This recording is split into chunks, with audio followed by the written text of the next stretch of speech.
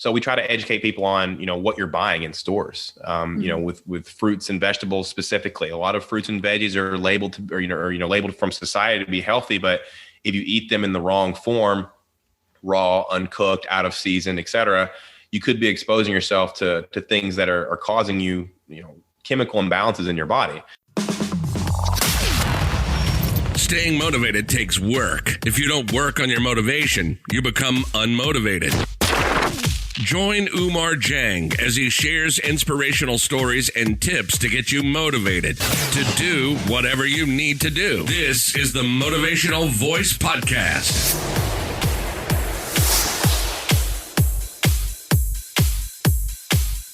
Hi everyone, welcome to the Motivational Voice Podcast. This is session number 36. I hope you and your family are doing well. If this is your first time here, welcome to the podcast. This is a great time to start listening. You picked a great episode to jump on board. On the other hand, if you are a regular listener, thank you very much for your loyalty and welcome back to another episode. Being a father of 3 boys and the primary breadwinner in my household, I know how busy life can get as a parent. And while being a parent can be wonderful and amazing, it can easily take over your life and force you to lose sight of other things that are equally important, like taking care of yourself, taking care of your health, taking care of your nutrition. But how do you find a healthy and safe way to exercise, have a balanced nutrition, and still have the time for your family? That's what today's episode is all about. If you've struggled with establishing good nutritional and healthy weight loss strategies as a busy parent, then this episode will be a game changer for you.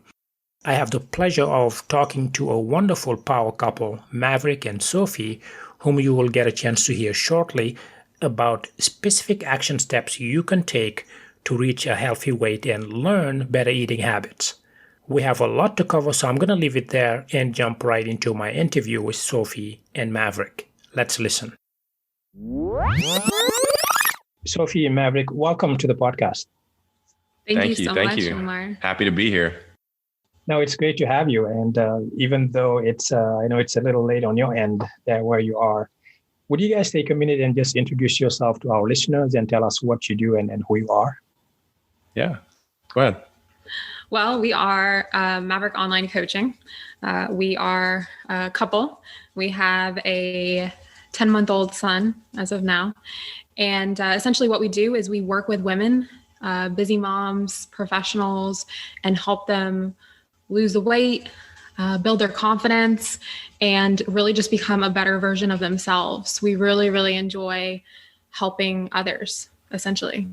Yeah. And I think the biggest thing that separates us from other coaches in the industry, because we center on nutrition coaching and helping women in particular find a balance in their lives and escape the yo-yo dieting culture, the fad dieting culture, so that they can have an answer for their busy lives where they can eat foods they love, not deprive themselves, and still get the results they want to see in the mirror and feel great in and out of their clothes. And just like she said, find that confidence again. Yeah, that's actually one thing that I wanted to ask you about. One thing that came to mind when I was preparing for the interview was, how are you guys different from other coaches and other fitness instructors and fitness professionals, and what sets you apart? Well, one of the problems with our industry is it's a good thing and a bad thing. There's no bar to entry, and that means you see a lot of people who are kind of claiming to be coaches and just really new and green and without a whole lot of experience. What separates us is, I've been doing this for many years and it's very personalized. It's very one-on-one.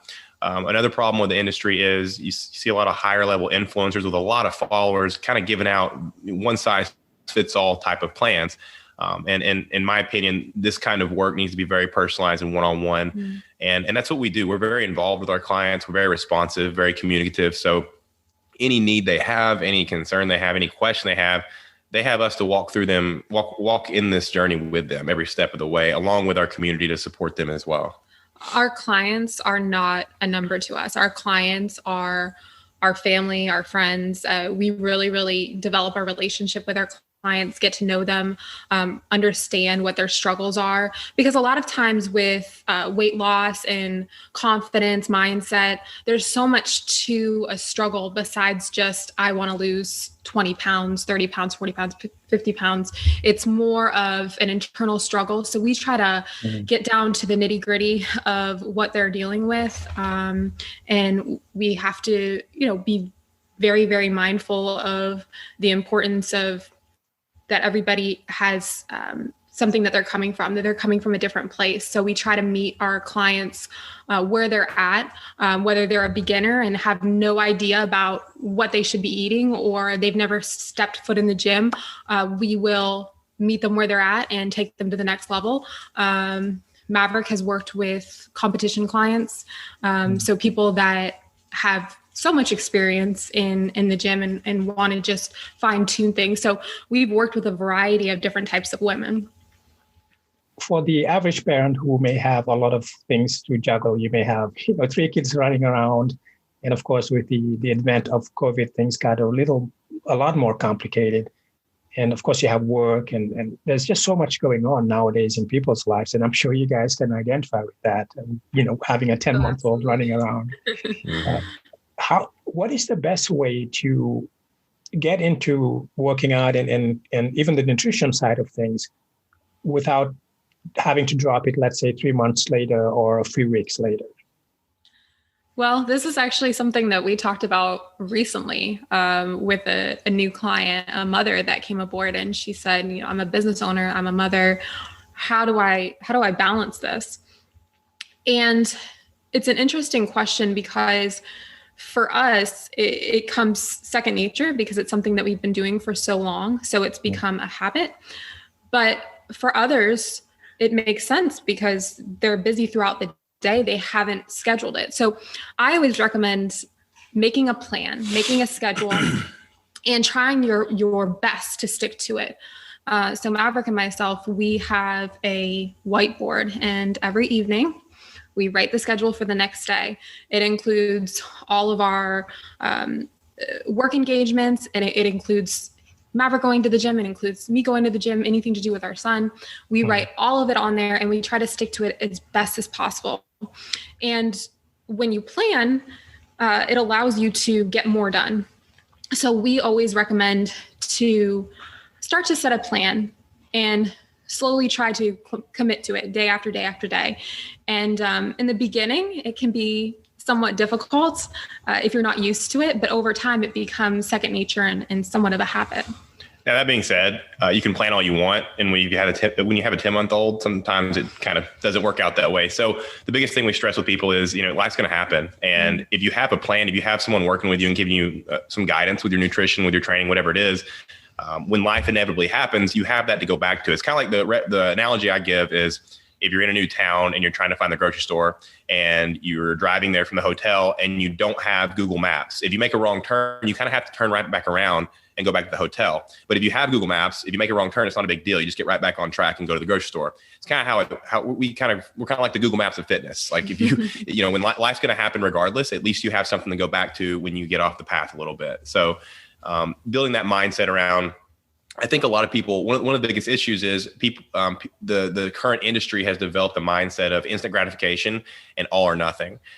And that sets people up for failure because they try to do an overnight overhaul of their habits. And what we try to emphasize is it's small changes. Like if you're just getting started, and you're just wanting some direction, start small. What can you commit to and complete? Small things like I'll go to the gym 1 time this week, or I'll get in 1 workout from home. I'll go on 2 walks this week. Small things you can complete so that when you actually do follow through and complete those, you build trust with yourself to make more commitments the next week, and more and more and more. Over time, you build that trust. And then before you know it, you're doing 10, 20 new things that you weren't doing before, but it takes time to build those things. And I think that's one of the biggest challenges people have is they try to make a huge overhaul of their habits instead of just committing slowly. Yeah, that's very interesting. I think what you both said, one around the taking things slow and the other having a plan and knowing that life will happen. Can you give an example where someone can apply this? Let's say I plan on going to the gym, which actually did happen yesterday. I planned on going to the gym, but ended up having to take my son to urgent care. And I ended up not working out yesterday. So is it more having a contingency plan to say, well, that failed. What can I do to replace that workout? Is it that kind of thing? Or can you think of another example? I think a lot of times people, like when life happens, like you said, and things don't happen as planned, they lose sight of the big picture, which is you're an accumulation of your habits. You're not the result of one or two bad days. So, and this happens all the time with our clients. They'll have a check-in and they're like, oh, I did terrible on my nutrition plan this week or today even. I did terrible on my nutrition plan today. I feel like I'm failing you. And I said, well, I'll say, look back at your entire month, because we keep logs of everything. We see their food and their training. We say, look back at the last 30 days. Of those 30 days, you had maybe 5 off days. You're well within the range of having way more good days than bad days. And when they kind of look at that big picture, they're like, okay, so I am doing pretty well. I'm and much better than I was before, when the majority were days I didn't even have a plan. Now I have direction and the majority of my days are good. So just having that big picture mindset, I think, helps as well. I think a lot of people are used to, if they go off plan or let's just say, they binge all weekend on food that they shouldn't have been eating, often enough, they feel like they've been completely derailed. And so at that point, they're like, oh, well, what's the point? Right. With what we do, we try to remind them, encourage them that everyone's gonna have a mess up. It's gonna happen. We have mess ups. Like that's normal life. So the point of that being is that you don't allow a mess up to derail you or to discourage you. You recognize it for what it is, and then you get right back on plan the next day. And you do the things that will get you to your goals. Yeah, no, that's a good point. I think that's exactly where my mind was going, which is you start doing something and you fail at it, and you just throw your hands and say, you know what, why am I even trying? I think most people don't realize that it takes a while. And according to actually research, it takes, I think, 66 days or something like that to make a habit stick and actually become a good habit. But people give up within the first, 2 weeks of the year when they make commitments to go to the gym and work out and be healthy. Look at the gym in January. Right. Look at January. This year in particular, the gym was packed in January. The first week of February was almost empty. So that tells you right there how habits tend to stick with most people. And how profitable the gyms are in January. Right. Yeah. No, that's an interesting. Now, for a concrete example, if there's a parent that maybe they just have a lot on their plate, kids, like I said, maybe they have a few kids and just are very busy with work and everything, and they haven't worked out or even focused on their health in a while, how can they easily or slowly ease into trying to take up a habit? I know you talked about, take it slow and maybe pick up a habit here and there slowly. But what does it look like long-term to be able to stay on that? Well, we actually encourage a lot of our clients that haven't been in the gym in a while or are not ready to make that step to do a lot of outside activity, meaning just make sure that you're physically active throughout the day. So if that means going on a few 10-minute walks throughout the day, right after your meal, that's helpful. If that means taking the kids and letting them bike ride while you jog next to them, that's wonderful. If that means, taking the dog for a walk or going up and down the stairs rather than using the elevator, whatever you can do to make your body move essentially and use the nutrients that you're giving to it. Yeah, starting small. I mean, I think, again, people get overwhelmed with what's best and they haven't even really tried anything. And it takes time, like you said, Oumar, to see results. So start with something. What can you do? And I know a lot of people don't want to go to the gym, and that's fine too. There's so much stuff you can do at home. But the key is just finding something and trying it and not worrying about what's best or what's optimal, because the main thing is that you're a body of work. Like, your body depicts what you habitually do. So like she said, she made a great point, because if you're sedentary majority of the time, even if you go to the gym an hour a day, if you're sedentary the other 23 hours, your body's going to depict that. It's not going to depict someone who goes to the gym an hour. It's going to depict someone who's sedentary for 23 hours of the day. So just being more active overall, finding something that's fun, getting out, getting on your feet. If you work a sedentary job, that can be a little more challenging, and you may have to be extra active on some days than you are others. But yeah, I just start small, and like I said, have small commitments that you can follow through on, and get started with. Just so that journey of 1,000 miles can begin with that first step. Is there anything that you found common in the people that you work with and people that come to you that should be relatively easy to deal with, or just a tip that something that surprises you, but you see all the time in people? Yeah. So like something to get people kind of started quickly in their journey. So we kind of build from like the ground zero, right? If someone's brand new, has never tracked food before or anything like that, we say, okay, first thing we're going to focus on is your food choices. So obviously we want to start to minimize our processed food. If you're in the grocery store, just to make it as simple as possible, stay out of the center of the grocery store, stay on the outside where all the produce is. Let's do that first, right? If you're completely just new to everything. So let's start to cut out things. And I never recommend cutting things completely. Like if we have like an avid Coca-Cola drinker, that's fine. Let's not cut it out completely, because food addiction is just as strong as any other addiction out there, if not the strongest, because we're born needing that. So we're not born needing alcohol or drugs. We're born with an inherent need for food. So cutting off something, and the food industry makes these foods to be addictive. They have ingredients in them that are addictive. So I never say, cut it out completely. Let's taper it off, keep it in a little bit. And then at the end of the day, keep it in amounts that you enjoy, to where it's not derailing you and you can still get to your goals. Because again, there's no inherent food that's causing obesity. There's no ingredient that's causing obesity. It's the overindulgence of those things that's causing people to be unhealthy and have excess body weight. So if you can find a way, this is the key. This is where the coaching really comes in. If you can find a way for each person to help them enjoy things they love, don't feel shame, don't feel guilt, enjoy them in moderation, and still progress and get results, then you've really found the ticket, because they haven't had to completely change their life and cut out things they enjoy completely to get those results that they want to see. Are you telling me that I have to throw out my Oreo cookies? I mean, yeah. maybe like just have a little bit, just have a little bit, not the whole box. I think with foods like that, you just have to have, again, it goes back to kind of planning. So I know for me personally, if I have a favorite snack in the house, it is going to be slowly eaten throughout the week. However, so if I don't have that snack in the house, but I plan ahead and I say, okay, well, on Wednesday night, as we normally do, we're going to have a cheat meal. We're going to get tacos. We're going to eat some cookies and ice cream. And I get those things specifically for that night. Then I don't get derailed throughout the week, because I have, the normal foods that we are going to eat.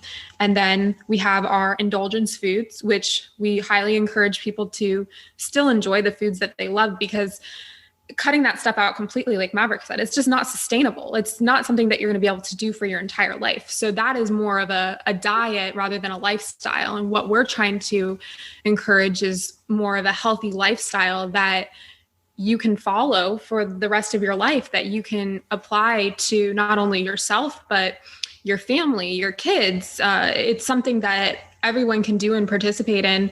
And it's sort of like a 80-20, 70-30 type rule.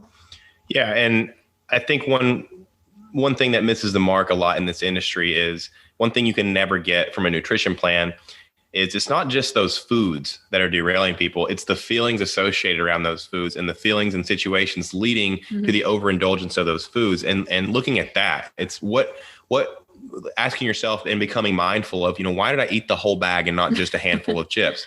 What was the feeling before the feeling? Was it stress? Was it overwhelm? Was it relationship stress?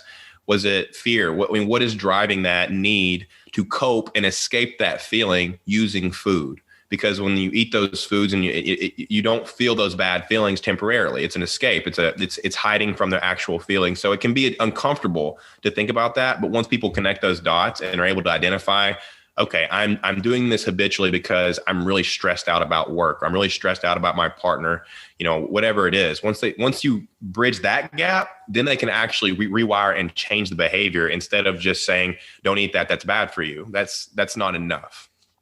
Now, you mentioned some normal foods and some, and I love the term indulgent food or indulging food. It sounds better than cheat meal. Yeah, absolutely.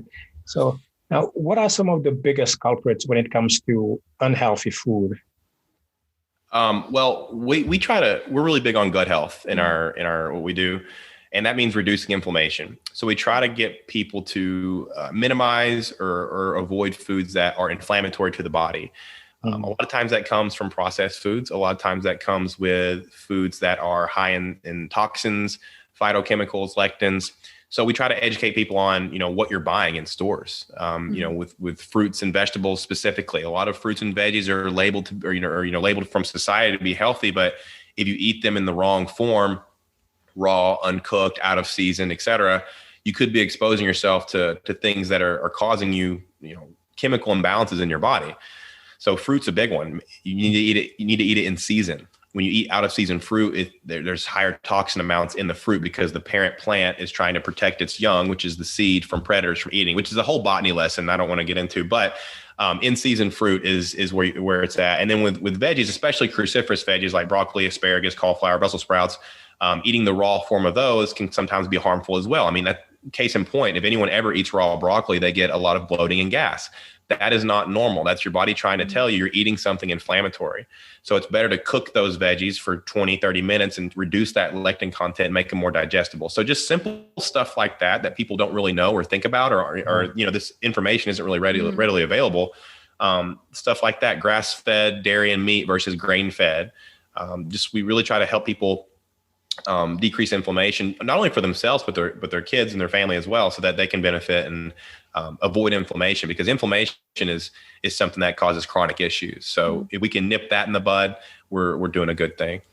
There's such a misconception around healthy foods versus non-healthy foods. And what I mean by that is that we look at the gut as it's called your second brain. And it is for a reason, because it actually can affect your mood, depression, the inflammation in your body. It affects so much, your sleep, stress levels, whether you hold water or not. So with that being said, there are so many different vegetables where if you don't cook them properly, they're actually doing you more harm than good. So many people just accept that they have gas, bloating, indigestion, all of these things, but those things are actually not normal. Those are things that your body are saying, hey, something's wrong here. So we don't just tell our clients, hey, you need to eat this, this, and this. We actually educate them as to why, so that they can take that information and use it for their entire life, telling them how to properly cook certain vegetables to decrease inflammation, telling them, what sort of things to consume as far as to benefit your gut health and increase prebiotics, probiotics in the gut, decrease bad bacteria and things of that nature. And essentially that helps a lot of people not only feel better and allows them to lose weight, but also it helps their mind. They have less brain fog. They feel more energized, more motivated. It really has so many benefits. The challenge we have is making all that sound sexy, because people want to hear, oh, I'm going to lose weight fast. That's right. What people want. We're competing with the detox teas and the ketos and the Atkins and the Weight Watchers. We're competing with competitors, quote unquote, that promise much faster results with much less effort. Mm-hmm. The reality though, is those results don't stay. They hardly ever are sustainable. And that's when, we get the after effects of that. After someone's already tried those and failed, usually they come our way, and then we have to repair the damage that was done. And so we try to help people be proactive to where they don't have to go through that trial and error and that feeling of failure that comes with those methods. That's very interesting. Go ahead, Sophie. I was just going to say, we have so many clients that have tried certain fad diets multiple times, and it was very upsetting to them because they would lose the weight and feel really good about themselves. As soon as they stopped the fad diet, they would go right back to where they were. They would gain all of the weight back, or worse. worse. So that's why we call it yo-yo dieting, is because the diets themselves are not something that you can sustain for life. Cutting out a complete food group, such as carbohydrates, which is necessary for your body, is not something that you can do for your entire life. So yo-yo dieting essentially is saying, you're doing it for a period of time and then you're stopping. The problem is once you stop, the results also diminish. So what we try to do is to help them to realize that they have to change their lifestyle, not diet, but actually make a lifestyle change in order to see results and be able to keep those results for their life. Yeah, no, that's very interesting. I don't hear a lot of fitness professionals talking about how to cook food properly and in-season foods. I think this is very insightful because it shows that, clearly people are doing things wrong. Because I often find or hear people say, well, I'm eating a lot of broccoli. That's why I have a lot of gas or this or that. And you saying that makes complete sense to me now that obviously some foods have to be prepared a certain way and have to be eaten in certain seasons. One thing I wanted to bring up is, or play the devil's advocate here, is some listener may hear this and say, that's great, but why can't I just maybe use a pill or something like that to help me lose weight? Is that something that's healthy, or is that maybe the right approach? What do you think? So when it comes to pills and potions and stuff like that, you're not giving your body what it needs to achieve the changes that you're wanting to see in the mirror. When it comes to what people don't realize is, and what is so miscommunicated with mainstream nutrition advertising, is it's not just about weight loss. It's about body composition change. At the end of the day, if you just focus on weight loss, you're going to, you lose some body fat, but you're going to lose muscle as well. And muscle is what provides the shape, especially for women, that they want to see in the mirror. When women tell me their goal is to feel better in and out of their clothes, they want their clothes to fit better. They want to go down dress sizes. They want to be able to wear a backless dress and feel confident about their body. That comes from having muscle tissue. That's what provides the shape to your body. And the problem with only focusing on weight loss and seeing a different number on the scale is, number one, the number on the scale is irrelevant in many ways to what you're trying to produce in the mirror. Yes, some people need to drop a few pounds before they're going to see those changes. But during that process, if you don't also add muscle tissue to your body, you're not going to have any shape remaining after the weight loss is done. So if you just take a pill, or do a fad diet or any extreme method, just for the sake of seeing a different number on the scale, number one, you're not learning anything. And number two, you're not providing your body the nutrients it needs to create the changes you want to see in the mirror. You need certain nutrients for your body to produce those changes. I mean, your metabolism is like a fire. You have to fuel the fire. Your thyroid needs certain nutrients to be able to function, and your thyroid gland is the thermostat of your metabolism. So if you don't have both of those things getting the fuel they need, you can't produce the fat loss. You can't produce the lean tissue gain that you're wanting to see in the mirror. So I think that just focusing solely on weight loss is one of the biggest mistakes that people make. And in their defense, how could they focus on anything else? Because it's all you see in the grocery store checkout aisle is the magazines that say, lose 40 pounds in 3 weeks. It's like this, and they're competing for whoever can make the most extreme claim.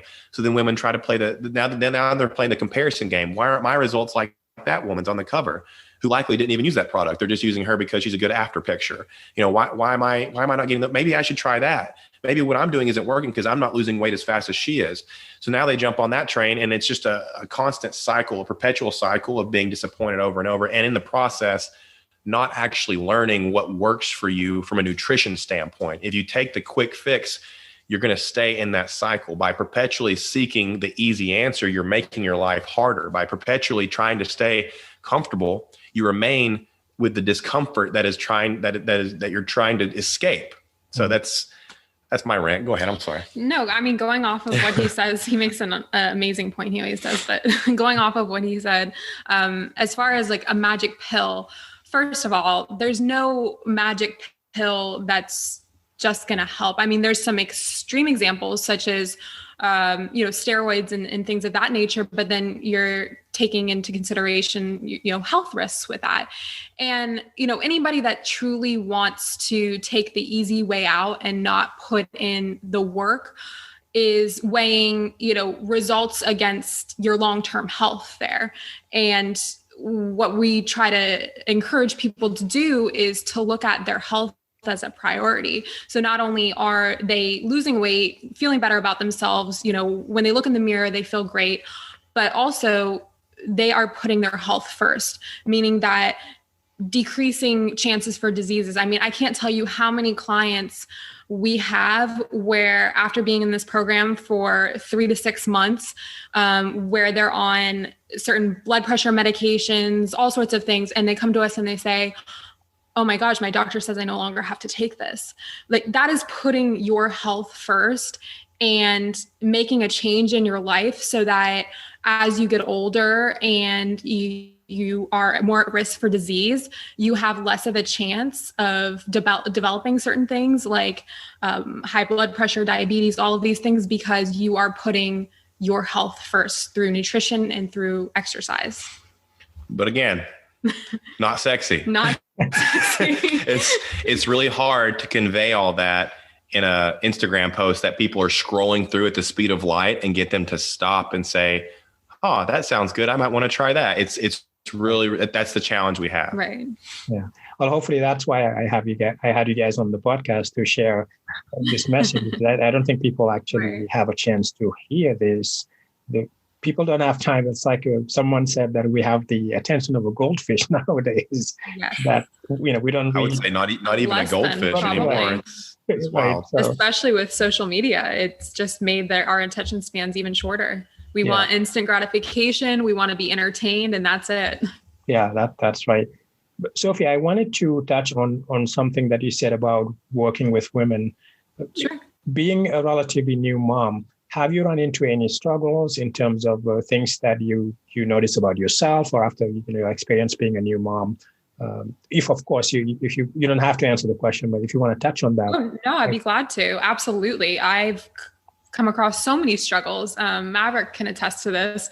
So honestly, towards the end of my pregnancy, I just couldn't wait to get back. I did not feel comfortable. I was definitely, there's all different types of feelings during pregnancy. And I loved the fact that I was giving life. I loved that we're bringing our son into the world, but I did not enjoy being pregnant. I did not enjoy gaining weight, feeling out of breath every time I walk up the stairs, being uncomfortable, not being able to exercise. Because you have women that, I mean, we've heard women say, I love being pregnant. Right. I love it. And they do. Not her. Not me. So I was already planning towards the end of my pregnancy. I was just like, okay, as soon as the doctor tells me that I can get back to working out, I'm going to do this, this, and this. And I set a time frame and all this stuff. Well, that goes out the window because you don't realize as a new mom, everything that's entailed with taking care of a newborn. Like, you just don't. And the other thing is that I am very, very self-critical. And there had been multiple times throughout my postpartum journey where Maverick had to say, hey, you're doing great. Be patient with yourself. Because in the back of my mind, I felt like because I had pre-planned, and this might be a time where pre-planning is not always ideal, but I had pre-planned, exactly the time frame that I wanted to get back. And that's just not realistic. What I can say with that struggle is it taught me patience. Mm-hmm. It taught me that if you do something the right way and you're patient with yourself, both your mind and your body, you will be better off than if you try to rush and cut corners.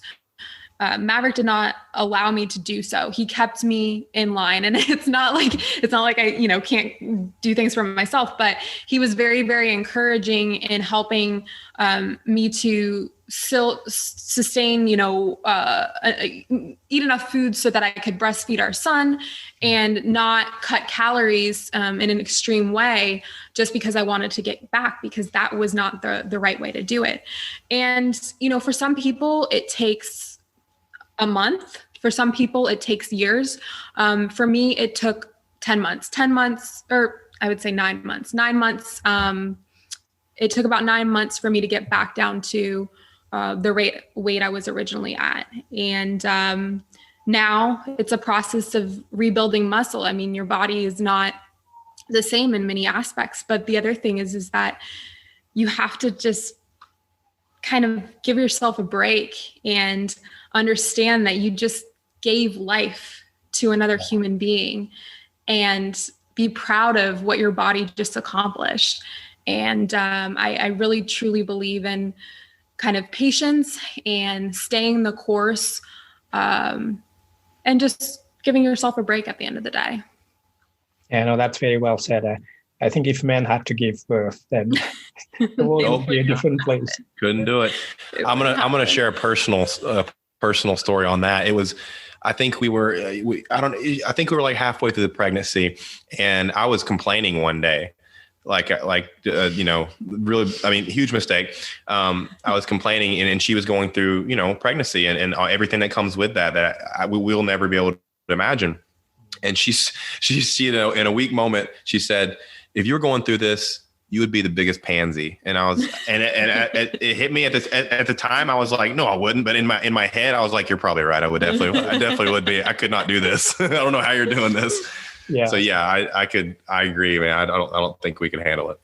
Yeah, no, that's a great story. My mom used to say when I was growing up, she would be like, I carried it in my belly for 9 months. How dare you not? She would always throw it in our face. But anyway, thanks for sharing that. I think people need to realize that they need to go easy on themselves. And I don't have to tell you this, but the fact that your pelvis has to reshape itself and bring a human being in this world, that's just amazing to me. So kudos to all moms and to you. So thank you. I wanted to ask you about what motivates you.